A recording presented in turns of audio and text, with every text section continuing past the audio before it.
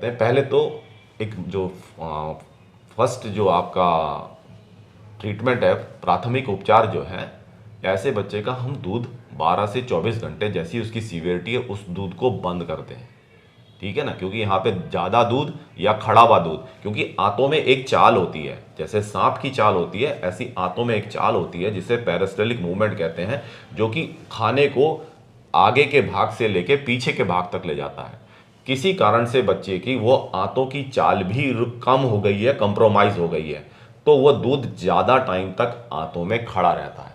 ठीक है, तो ऐसे में क्या करते हैं, वो खून की तेजाबियत को कम करने के लिए हम सबसे पहले उसे मीठा दूध, सबसे पहले हम उसका दूध बंद करते हैं। 12, कईयों में 12 घंटे बंद करना पड़ता है, कईयों में 24 घंटे बंद करना पड़ता है, जैसी उसकी सीवियरिटी होगी।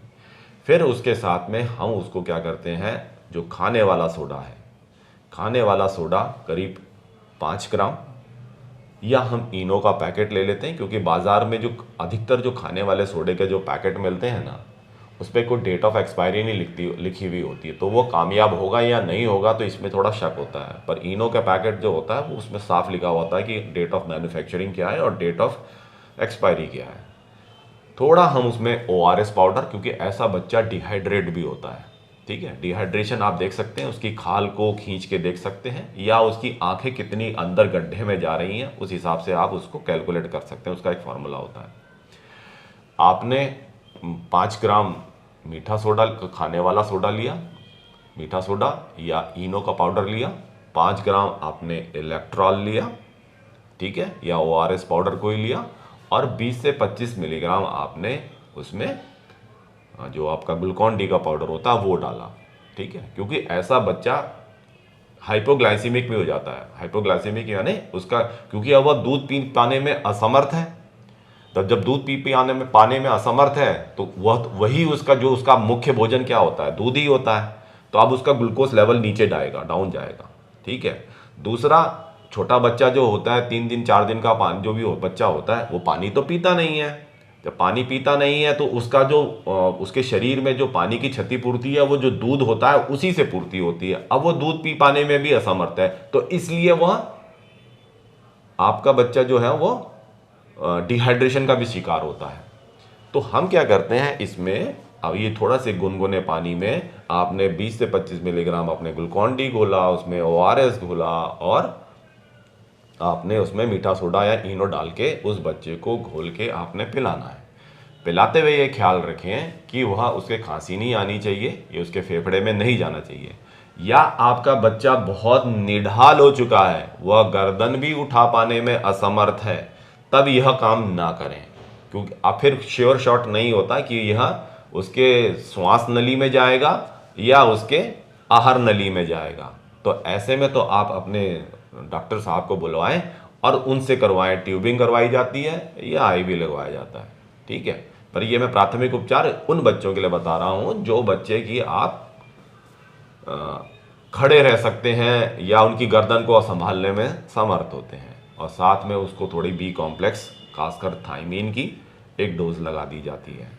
तो ये तकरीब हमने 24 घंटे के लिए या 12 घंटे के लिए दूध बंद करा हुआ होता है। हर 3 से 4 घंटे के बाद में हम इसे रिपीट करते रहते हैं जब तक कि वो बच्चा नॉर्मल ना हो जाए। ठीक है, तो एक यह भी कारण होता है, क्योंकि इसमें कोई टेम्परेचर, कई बच्चों को टेम्परेचर इसमें हल्का फुल्का आ जाता है, उसमें कई बार क्या कारण होता है कि आपका बच्चा डिहाइड्रेट हो गया, और जो बकरी के जो बच्चे में आपने देखा होगा जिन्होंने भी बकरी पालक होंगे, उनके जो बच्चे का जो पहला पखाना होता है, पहला स्टूल होता है, वह गाढ़े हरे रंग का या काले से रंग का चिपचिपा सा पदार्थ होता निकलता है। वह माँ के पेट में जो उसने खाया हुआ होता है वह चीज़ होती है, जिसे मिकोनियम कहा जाता है। उसके बाद जब वो साफ हो जाता है तब पीले रंग का होता है। तो कई बार क्या होता है, जब बच्चा आपका डिहाइड्रेट हो गया है तो इसके जो, या आपका पखाना है या मिकोनियम है या वो पीले रंग के जो बाद में निकलती है वो हार्ड हो जाता है। जब हार्ड हो जाता है वो आंत में किसी पार्ट में, आपके आखिरी के पार्ट में फंस जाता है। तो अब क्या हुआ, आंतों की जो चाल थी वो रुक गई, जो भी वो खा रहा है पी रहा है वो, क्योंकि वो सख्त गोली सी बनी हुई है, एक प्लग टाइप का सा बन गया है, तो वो निकल नहीं पाती, दूध वहीं खड़ा का खड़ा ही रह जाता है। अक्सर ऐसे बच्चों को डायरिया हो गया तो वो अच्छा साइन मानता है कि क्योंकि वो जो रुका हुआ दूध है वह बाहर निकल गया। अब यहाँ पे क्या हो गया, एक सॉलिड सा प्लग टाइप का सा बन गया। तो ऐसे बच्चों को एनीमा देना पड़ता है, ठीक है ना। यदि आपका बच्चा पहली वाली स्थिति में भी है और वो कभी भी आपको ये चेक करना पड़ेगा कि वो उसको पैखाना कर रहा है या नहीं कर रहा है, ठीक है, तो उसको उस हालत में एनीमा देना पड़ता है। कई बार क्या होता है, आपका बच्चा बहुत भूखा होता है, बहुत भूखा होता है, और कई जो लोग होते हैं वो बोतल से दूध भी पिलाते हैं। ये अक्सर समस्या उन बच्चों में ज़्यादा आती है जो कि बोतल से दूध पीते हैं।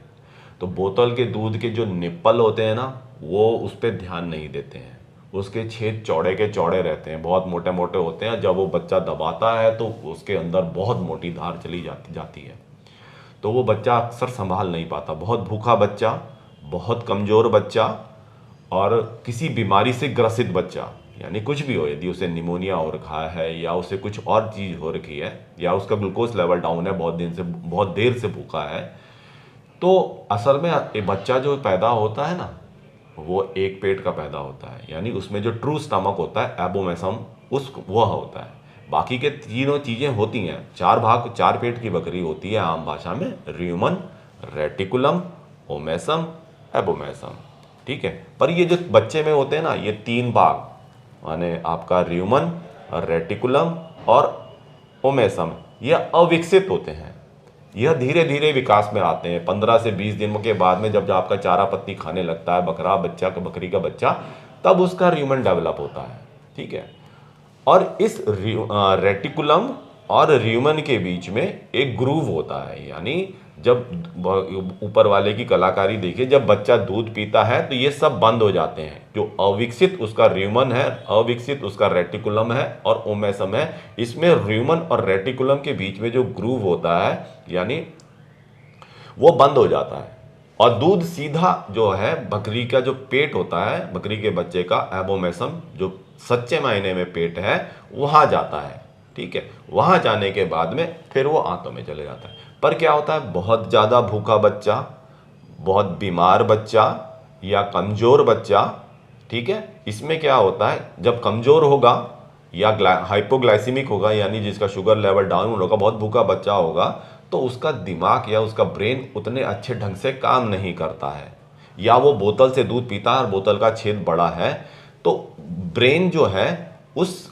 ग्रूव को, जो र्यूमन और रेटिकुलम के बीच का जो ग्रूव है, उसको बंद करने का निर्देश थोड़ा देर में देता है, या बंद नहीं हो पाता, या आधा खुला आधा बंद रह जाता है। तो वह दूध जो पी रहा है वह उसके अविकसित र्यूमन में चला जाता है। अब उसके अविकसित र्यूमन में चला गया, अब वहां से दूध निकलने के कोई साधन नहीं है। अब वो दूध वहीं पड़ा रहेगा, वहीं फटेगा, खटास पैदा होगी, और जो उसका अविकसित र्यूमन है उसके अंदर वह एसिड जो है जलन पैदा करेगा और वहीं फटेगा। तो वही सारे लक्षण उसमें वैसे ही पैदा होंगे जो आंतों में दूध फटने के कारण में हो रहे थे। तो इसलिए यह आपको याद रखना कि जो बहुत ज़्यादा भूखा बच्चा को हो रखा है, या किसी बीमारी से ग्रसित है, या आपका बच्चा कमज़ोर है, ठीक है, तो उसको क्या करें कि आप थोड़ी देर आप बच्चा ले लें, आप उसे अपनी उंगली चुसा लें, ठीक है। तो इतना उसका ब्रेन ठीक है, आपने 30 सेकंड 40 सेकंड मैंने आपने उसे उंगली चुसा दी, तो अब यानी उसको पता, उसका ब्रेन कितना भी स्लो होगा, उसका दिमाग कितना भी स्लो होगा, तो थोड़ा सिग्नल वो भेज देगा कि अब मैंने वो जो र्यूमन और रेटिकुलम के बीच का जो ग्रूव है, यानी जो मेरे को वो फाटक है, वो बंद करना है। तो इन द मेन टाइम वो बंद हो जाएगा, और तब अपने बच्चे को आराम से दूध पिला लें। कई लोग क्या करते हैं, बहुत ठंडा, माने बकरी का जो माँ का दूध होता है वह थोड़ा उसके बॉडी टेम्परेचर के बराबर होता है।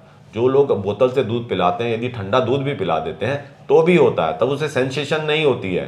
दिमाग वो नहीं कर पाता कि ये दूध पी रहा है या पानी पी रहा है। पानी तो चले जाता है र्यूमन में, थोड़ा सा बड़ा बड़ा बच्चा है तो, पर दूध जो है वो सीधे एबोमेसम में जाता है।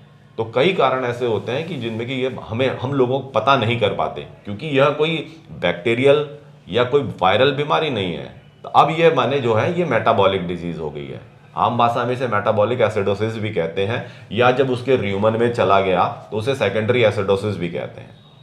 तो आपको इन चीज़ों का ख्याल रखना है, और यदि आपने ये चीज़ें इन पे आप अपने माने बकरी पालन में बच्चों का ये समझ गए, तो आप 30 से 40% आप मॉर्टेलिटी तो इसी से कम कर लोगे आप, क्योंकि 20-25% तो डायरिया और उससे, और वो जो कि 1-2 साल के बाद में इस पे विजय पा लेता है, डायरिया पे विजय पा लेता है, निमोनिया पे भी विजय पा लेता है। पर यह जो हो रही है मेटाबॉलिक एसिडोसिस वाली बच्चों में, या ये सेकेंडरी एसिडोसिस वाली बीमारी को बच्चे में, यह वो समझ नहीं पाता है। तो आशा करता हूं कि आप इस माने विस्तार से आप समझ गए होंगे, और आइंदा आपके बच्चे यहाँ पे फार्म पे कुछ ऐसा कुछ होगा तो आप अपनी बीमारी के बच्चे की बीमारी के बारे में समझ जाएंगे।